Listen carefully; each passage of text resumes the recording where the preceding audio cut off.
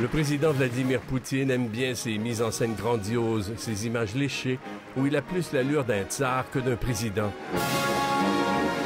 Élu à 3 reprises à la présidence, il ne semble pas prêt de quitter le pouvoir. Клянусь. Il pourrait même y rester au moins jusqu'en 2024. Il multiplie aussi les occasions de montrer qu'il est un homme énergique, en santé, près de la nature. Des images diffusées assidûment par les télévisions russes qui sont pratiquement toutes contrôlées par le régime. Et selon les sondages, 80% des Russes l'aiment bien. Vladimir Poutine est surtout populaire auprès des gens qui ont connu la chute du communisme, la fin de l'URSS. C'était au début des années 90, j'étais là. C'était la grande misère ici. Partout, on pouvait voir des dames, par exemple comme ici au centre-ville de Moscou, des dames qui vendaient le reste de parfums, de produits de beauté, des militaires qui vendaient au marché aux puces leurs uniformes, leurs décorations pour pouvoir manger. Toutes les calamités semblaient s'être abattues sur la Russie.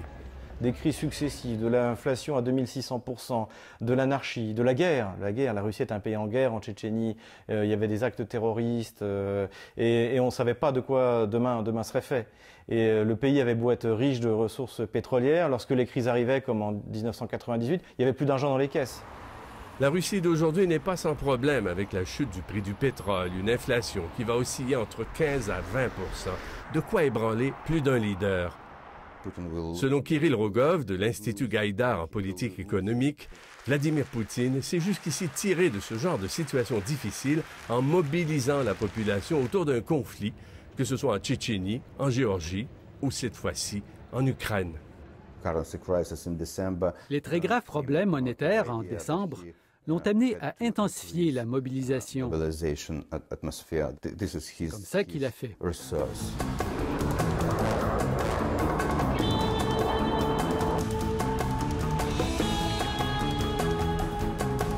Ces mobilisations à répétition ont renforcé l'image de Vladimir Poutine, l'homme fort, défenseur de la nation, symbole de l'âme russe. La Russie, c'est notre mère patrie, dit cette vendeuse. Il faut appuyer notre leader. C'est ce que font nos clients qui achètent des t-shirts Poutine. Il est un grand professionnel de la politique, dit cette cliente. Mais il y a bien des jeunes qui n'ont pas vécu les grands désordres des années 90, qui manifestent pour demander non pas plus de stabilité, mais plus de liberté, de droit d'expression, de démocratie, et qui dénoncent la mauvaise gestion de la crise économique que traverse le pays. Est-ce que le pouvoir de Poutine pourrait être ébranlé par cette crise? Sergueï Markov est un proche de Vladimir Poutine.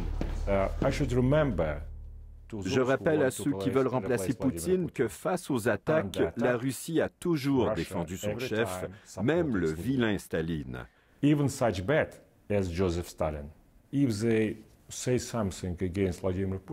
Le milieu des affaires sait que parler contre Poutine, c'est parler contre le peuple, alors ils ont peur. Je crois qu'il y a une très forte opposition à Poutine, mais ce n'est pas dit publiquement, parce que l'élite de cette opposition se sent encore faible. Mais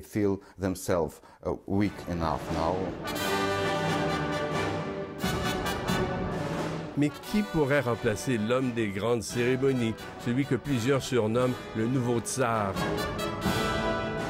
Moi, je vois quand je discute avec mes amis russes, mes homologues russes, aujourd'hui, leur inquiétude, parce que les Russes sont naturellement pessimistes, c'est qu'est-ce qui va se passer quand il n'y aura plus Poutine?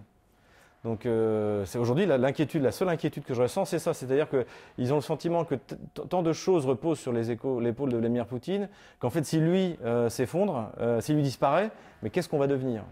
Mais en revanche, je pense qu'il y a ce sentiment naissant que en fait, tout dépend tellement de Vladimir Poutine que notre système est fragile.